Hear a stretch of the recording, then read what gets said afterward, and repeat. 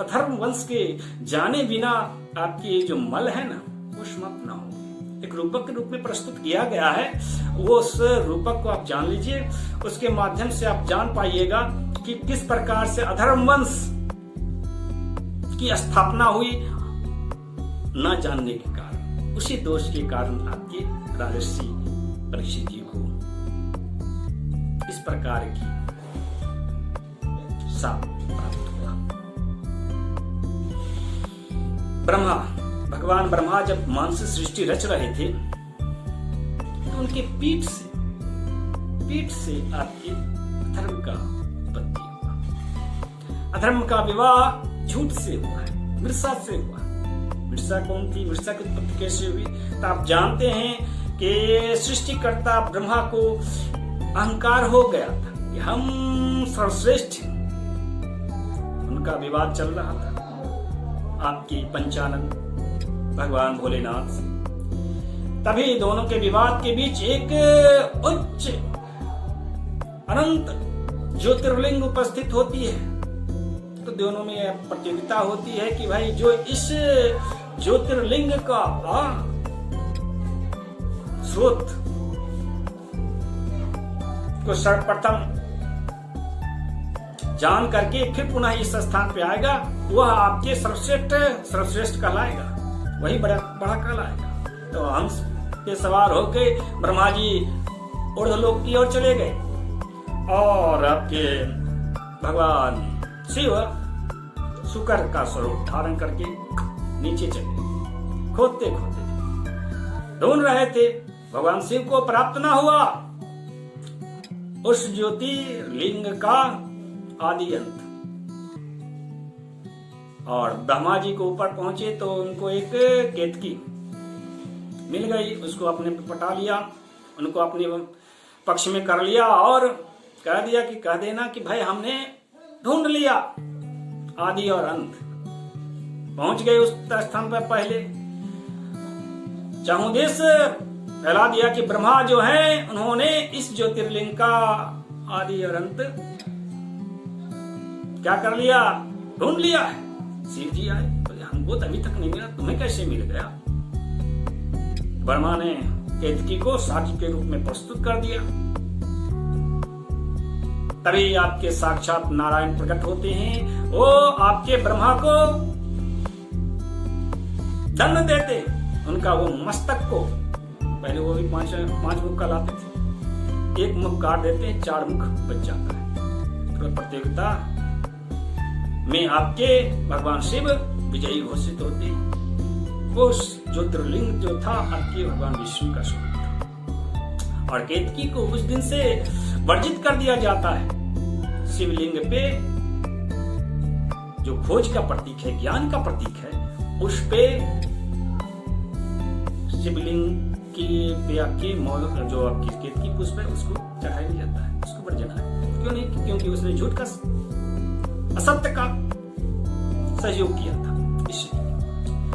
तो उसी ब्रह्मा के मुख से सरस्वती की उत्पत्ति हुई थी, सत्य की उत्पत्ति हुई थी, जिसने खोज किया था वाणी की, उसी मुख से झूठ की भी उत्पत्ति हुई है, मृषा की। तो उसका विवाह हुआ है अधर्म के साथ। अधर्म और मृषा, झूठ, दोनों क्या है? गुरु भाई बहन है। दोनों के गुरु कौन हुए? ब्रह्मा। तो दोनों का विवाह होता है, ब्रह्मा जी ने करा दिया और उससे उत्पत्ति हुई आपके दंभ, झूठा अहंकार और माया। मानो तो है, नहीं तो नहीं है। जब इन दोनों की उत्पत्ति हुई तो इन दोनों को बाल्यकाल में ही नृति कौन है? मनमोजी, जिसकी कोई नहीं है धूड़ी। पश्चिम दिशा में वास होता है, दक्षिण पश्चिम दिशा में उनको वास स्थान मिला है नवग्रह मंडल, उस दिशा को नैऋत्य दिशा ही कहा जाता है। तो वो ले गया, वो क्या होता है?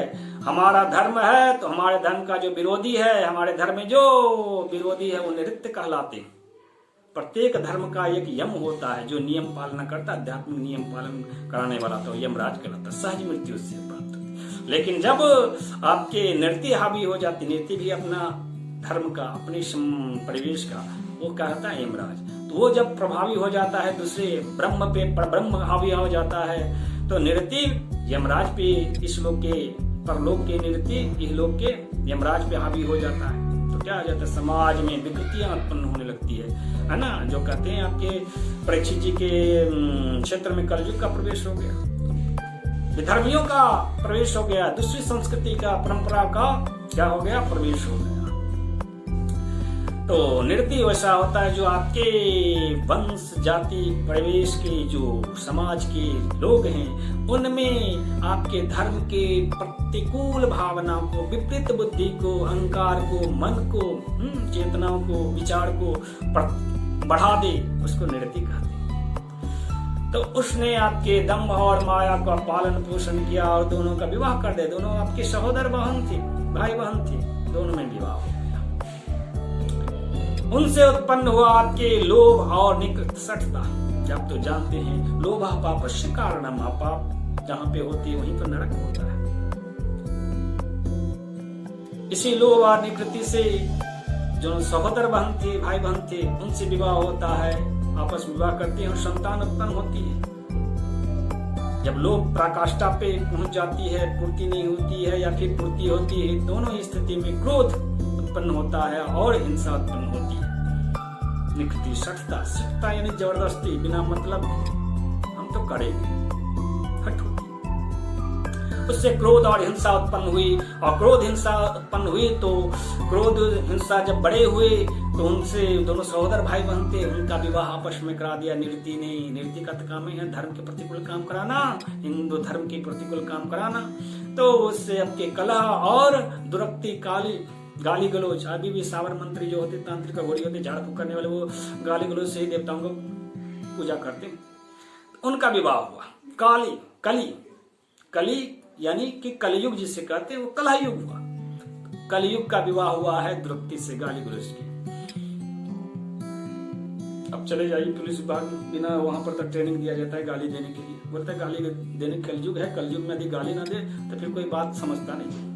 की बुद्धि है गाली गलोच से बात होता है, डंडा से या फिर गाली गलोच से, यही भाषा समझते हैं कलयुगी लोग। तो कलयुग का विवाह हुआ द्रौपदी से और उससे उत्पन्न हुए भय और मृत्यु के देवता, यानी कि मृत्यु के देवता उत्पन्न हुए। तात्पर्य कि उस लोक में प्रतिष्ठित हो गया। कौन प्रतिष्ठित हो गया?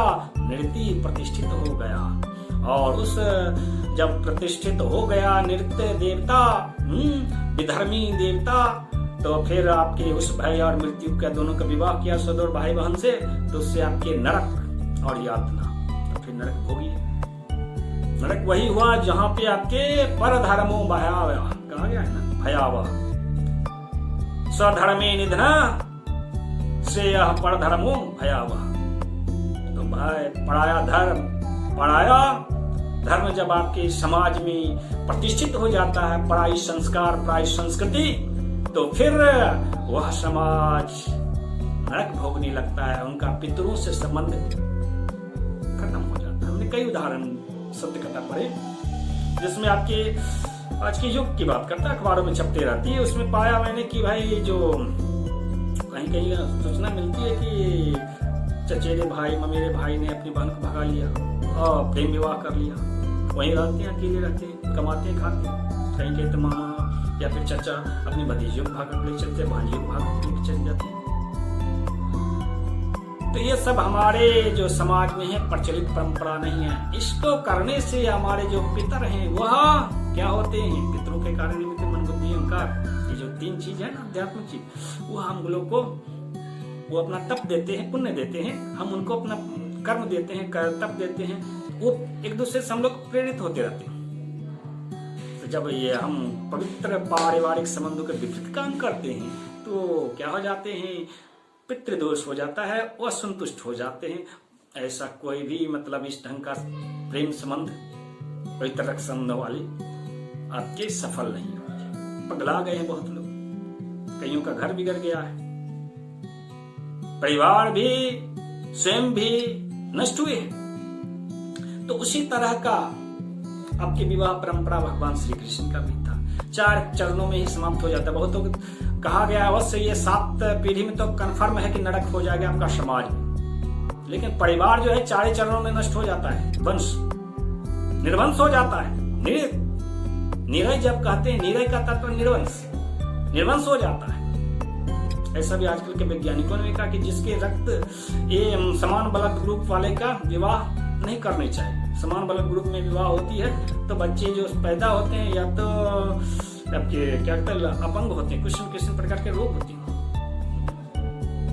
भगवान श्री कृष्ण के वंश देख लीजिए 4 पीढ़ी में समाप्त हो गए। श्री कृष्ण ने आपके रुक्मणी से फुफेरी बहन से विवाह किया, प्रद्युम्न ने ममेरी बहन से, अनिरुद्ध उनके बेटे थे वो भी ममेरी बहन से विवाह किए। बस 3 ही बार पीढ़ी में तो समाप्त हो गए। चौथे में वज्रलाभ हुए तो उन्होंने तो आपके मथुरा पहुंच गए। आपके ज्यादा दूर जाने के लिए मुगल वंश के लिए थे। मुगल वंश में अकबर ने जोधाबाई से विवाह किया था। जोधाबाई की जो भतीजी थी उसका विवाह कैसे हुआ? जोधाबाई के बेटे से हुआ, जहांगीर से। जहांगीर का जो बेटा था शाहजहां, उसने भी आपके राजपूत, उसके जो आपके कछवा वंश के थे आपके राजपूत, उन्हीं के वंश के भतीजी से हुआ। इस प्रकार से पीढ़ी दर पीढ़ी 4 वंश में औरंगजेब के बाद उसका भी मुगल वंश का भी नाश हो गया। तो कहीं यह फलता नहीं है। आप ये जो पवित्र रक्त संबंधों वाली मुस्लिम संप्रदाय है, समाज है, उसमें अधिक कट्टरता है, संकीर्णता है, इतना मतलब तमस है, तो उसका कारण एक ही भी है। 2 ही कारण है। एक तो आपके धर्म के नाम पे हिंसा, गौ हत्या, गौ यानी कुटुंबों का हिस्सा हत्या करने का संकल्प जो लेता है, अपने ही वंश का हत्या करने का जो संकल्प लेता है, उसमें क्या होगा? कुटुंबिक प्रेम थोड़ा बढ़ेगा, एक ना एक दिन वह प्रकट होगा, समाप्त होगा ही। तो 4 पीढ़ी से लेकर 7 पीढ़ी तक में वंश का नाश हो जाता है। तो मुख्य बात ये था, सुखदेव जी इस तत्व को छुपा रहे थे। तो ये हुआ आपके मूल सार। जब आप अधर्म वंश को विषय में जान लेते हैं, तब जाकर के आपका ये जो सुख शास्त्र है, इस सुख शास्त्र के रचने का मुख्य उद्देश्य जो है वह प्राप्त हो जाता है। वो प्राप्त क्या हुआ है कि परीक्षित जी को प्रश्न का उत्तर प्राप्त हो जाता है। परीक्षित जी को प्रश्न का उत्तर प्राप्त हो गया कि हमारी संस्कृति, हमने अनजाने में उस परंपरा को लोक में प्रसारित किया जो हमारी वैदिक संस्कृति के प्रतिकूल थी। बिना विचारे जो करे सो पाछे पछताए, इसीलिए पछता रहे। काम बिगाड़े अपने जग में होता सारे। तब उनको किसी प्रकार का उद्विग्नता नहीं रही, मरने का भय नहीं रहा। बोला कि मेरे मरने से, मेरे उत्सर्ग से, मेरे परलोक गमन करने से अगर हमारे धर्म, हमारी संस्कृति, हमारे समाज को नवजीवन प्राप्त हो सकता है, अमृत प्राप्त हो सकता है, तो यह जीवन हम उत्सर्ग करते। उन्होंने किसी प्रकार का उद्योग नहीं किया तक्षक को रोकने के लिए, वो तो साक्षात था। वो भी एक राजा था, राजा का वो था चक्रवर्ती राजा थे, परीक्षित चाहते तो उसको रोक लेते। उनकी साम्राज्य ज्यादा थी बड़ी तक्षक से, बावजूद इसके यहाँ पे वह पराजित हुए परीक्षित जी, या फिर कहिए कि उन अपने उत्सर्ग करके आपके पुनः आपकी वैदिक संस्कृति को उन्होंने प्रतिष्ठित होने का अवसर दिया। तो यह आपके एक श्लोक आती है आज की कि कुलस्यार्थे त्यजेत एकम, ग्रामार्थे त्यजेत कुलम, जनपदार्थे त्यजेत ग्रामम, परमार्थी त्यजेत सर्वम। सबको त्याग दिया, अपना प्राण तक को त्याग दिया आपके महाराज परीक्षित जी ने धर्म और संस्कृति को पुनः प्रतिष्ठित करने के लिए, कलयुगी यातना से मुक्ति के लिए। तब जाकर के आपके 1000 वर्षों तक नंद वंश का जब तक साम्राज्य स्थापित नहीं हो गया भारत में, तब तक भारत में वैदिक सभ्यता और संस्कृति कितनी फली फूली, उस प्रकार की परंपरा में बनी रही। नहीं तो ये असुरों का जब शासन हो गया था तो वो नंद वंश के 1000 वर्ष पहले ही आपके परीक्षित जी के काल में ही आपके हावी हो जाता। और यहाँ पर भी आपकी अभी जो मुस्लिम संप्रदाय में भाई बहन में विवाह परंपरा चल रही है, वही परंपरा चल रही। कबीलाओं में जो परंपराएं चल रही है विवाह परंपरा, वही प्रकार की कबीलाएं स्थापित हो जाती भारत में भी। तो ये हुआ उत्सर्ग। ऐसा उत्सर्ग आज के युग में यदि इस देश के मान्य नेता जो मतलब कि कुर्सी की डोर में फंसे हुए वो करने लगे अपने देश और संस्कृति के लिए, तो फिर हमारे यह देश जो है, हमारे देश का जो परिवेश है, एक सुखद हितैषी पर्यावरण का वाहक बन जाएगा, वैदिक संस्कृति का वाहक बन जाएगा, भारत हिंदू राष्ट्र बन जाएगा। लेकिन ऐसा कोई धुरंधर, धर्म धुरंधर, उत्सर्ग करने वाला, अपने आप को देश और धर्म के लिए अर्पित कर देने वाला हमें तो दिख नहीं रहा है।